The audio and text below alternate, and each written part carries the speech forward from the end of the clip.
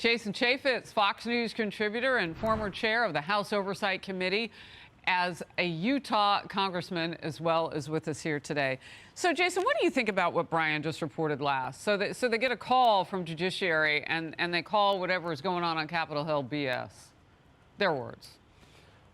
Well, look, as the former chairman of the Oversight Committee, I can tell you that Congress has the jurisdiction to pretty much investigate anything, anywhere. And it is regular and common practice for the House of Representatives as well as the Senate to investigate and bring forth governors, attorneys general, treasurers. And there's no reason to think that because you're a prosecutor, you get some special treatment and it's hands off. And Congress has never recognized the idea that, hey, just because there's an ongoing investigation, you can't be touched. I mean, they're still investigating 9/11, for goodness sake. You think Congress was just going to sit around and not do anything until the feds got done with their investigation? So there are a lot of circumstances. Jim Jordan, the chairman of Judiciary, James Comer, the chairman of Oversight, they make a valiant case. And if there's a duly issued subpoena that is served by United States Marshals, you better darn well appear before the United States Congress. That's not optional. Yeah, not optional. And I wouldn't antagonize people with power by cussing at them. But look, let's get back to just the possibility now of where we are with this indictment. They've been talking about this, the grand jury, for days now. They've been looking at this case. And within the Trump camp, and you might expect them to say, oh, they've secretly or quietly dropped the case. I've been saying all along, because of the efficacy of the evidence of this case, that it might not reach indictment. And I've said it pretty strongly at times, especially when Alvin Bragg, his old boss Cy Vance, and the DOJ all passed on this initially. Yeah, this is such a weak case. I think Democrats at the national level behind the scenes are looking at this saying, really, this is what we're going to go after the guy? They've been going after Donald Trump since he descended that golden escalator.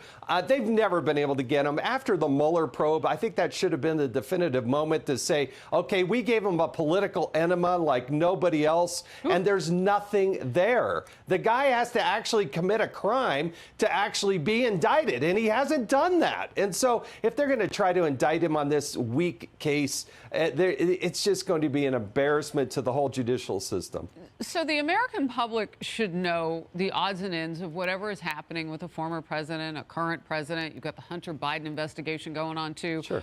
Everybody should basically be covering a lot of the same stories, the border, whatever. But we know it doesn't work that way, especially in this case. Senator Ron Johnson is calling out the differences in treatment of former President Trump and the first son, Hunter Biden. Let's watch. We probably have a multiple-tier system of justice. So you one for the well-connected Democrats, the kid glove treatment that Hunter Biden certainly has experienced. Is there a serious investigation? We really don't know. This is obviously politicized prosecution of President Trump. You saw the way the news media handled the January 6th committee. It's not a fair fight. It's not a level playing field. According to a review by the Media Research Center, Jason, on March 19th, just days after the Hunter bank record story broke, the four liberal Sunday talk shows spent nearly 47 minutes on possible Trump indictment and exactly 0 minutes on the new Hunter Biden developments uncovered by House Oversight Chair James Comer. And that was based on subpoena records from the actual banks.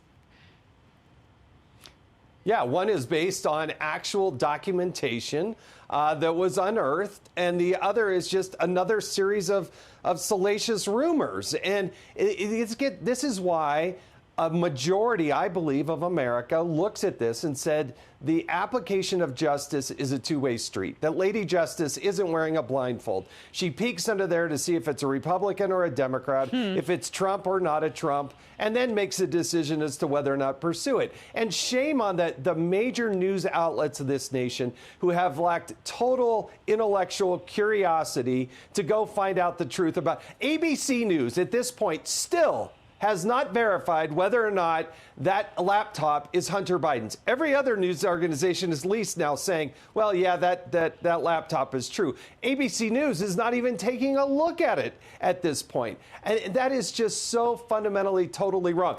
Hunter Biden admits crimes in his book.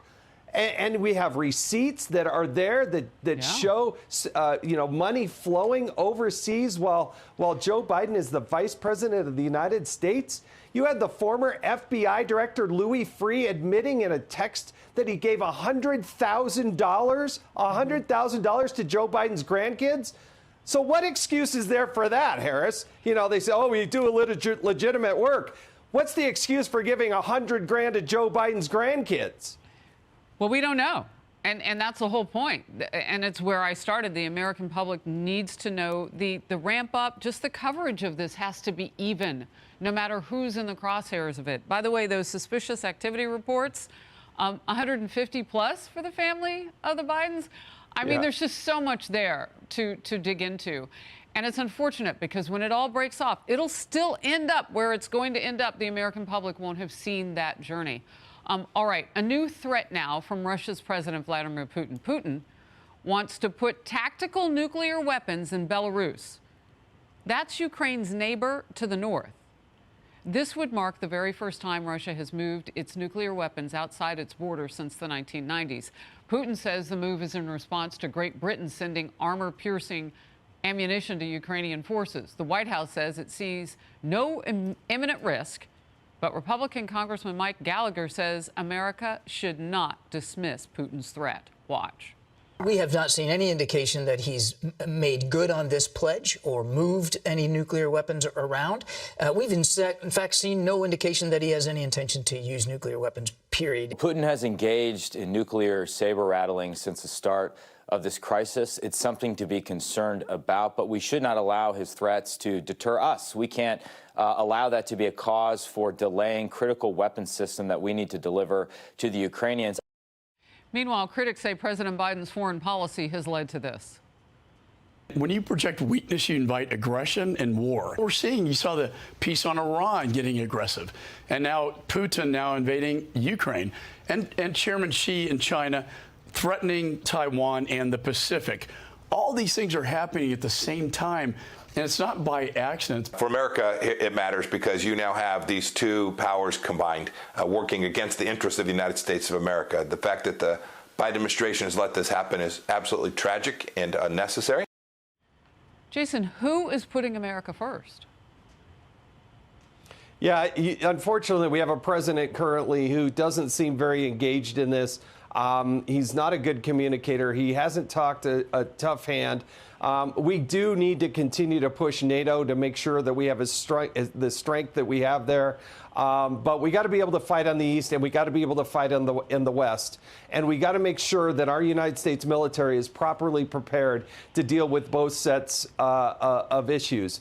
But increasingly, all we hear about is a lot of these woke, policies as opposed to fighting and winning wars. And the depletion of our strategic petroleum reserve, the depletion now by shipping ammunition and other weapon systems over to Ukraine. Are we able to fight on both fronts? It's a great question. And those are legitimate concerns. Your line, Biden is not a good communicator, has got to be one of the understatements of the century. Jason Chaffetz, thank you. Hey everyone, I'm Emily Campagno. Catch me and my co-hosts Harris Faulkner and Kaylee McEnany on Outnumbered every weekday at 12 p.m. Eastern, or set your DVR. Also, don't forget to subscribe to the Fox News YouTube page for daily highlights.